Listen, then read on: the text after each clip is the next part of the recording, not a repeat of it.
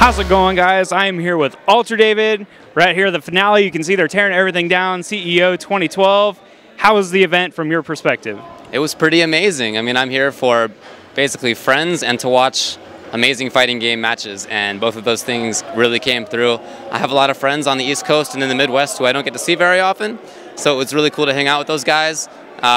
Also, amazing matches just consistently throughout all of the games today. You know, obviously Street Fighter, we have huge international representation, and it was crazy.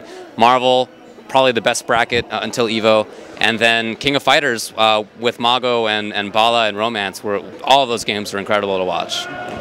Now, for those people who are maybe new to fighting games, you're actually a very prolific commentator. Can you kind of explain a little bit how you got into it and how you're able to cover so many different games? I got into it through pure luck. I happened to show up to a tournament one day carrying a very unusual stick. I used to make joysticks, and I made this one that was all gross looking on purpose. And I got called up to some commentary booth. I don't even remember who it was nowadays. A couple of years ago, 2.5 years ago. And just to talk about it.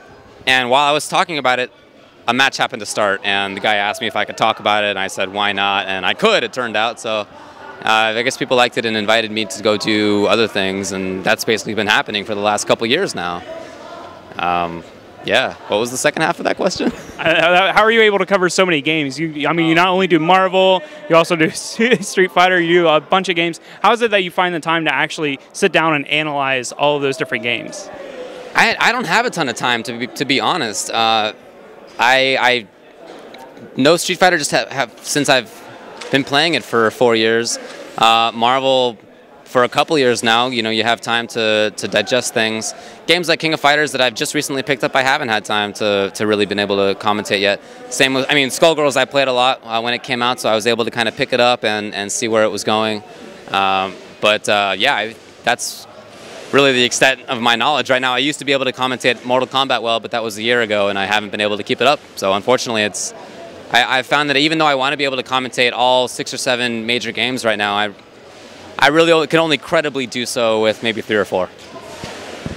Now, there's been a lot of big events this year, and one that was particularly large was actually MLG Anaheim, which was last weekend. Yeah. And you were actually out there, you actually competed, and you had kind of a special get-up that you were wearing, a big sombrero and a false mustache. Can you explain that a little bit?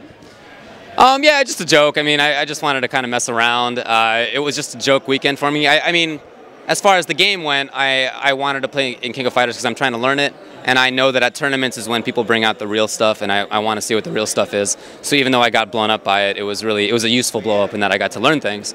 So that wasn't a joke, but everything else about it was just a fun weekend to hang out with friends and watch some games and, you know, act like a fool, and it was really fun. Yeah, I like acting like a fool. That's what I do. Alrighty, well, obviously we're here at the end of the event. I really appreciate you taking the time to talk to us. One last question, just kind of an off the wall. How are you even still standing right now? Because the road to Evo has been so vicious this year, and like I just said, you were at Anaheim, California just not even a week ago. How do you do it? How are you able to keep yourself going? Well, actually, one of the reasons that I was able to go to Anaheim is that I live in Southern California, so that was not a big deal for me. I drove back home every night. It wasn't a problem. I've actually been taking it relatively light this year compared to last year.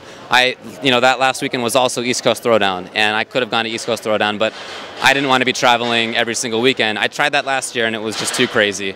So I've been kind of limiting myself to, you know, 2 tournaments a month, kind of at a maximum.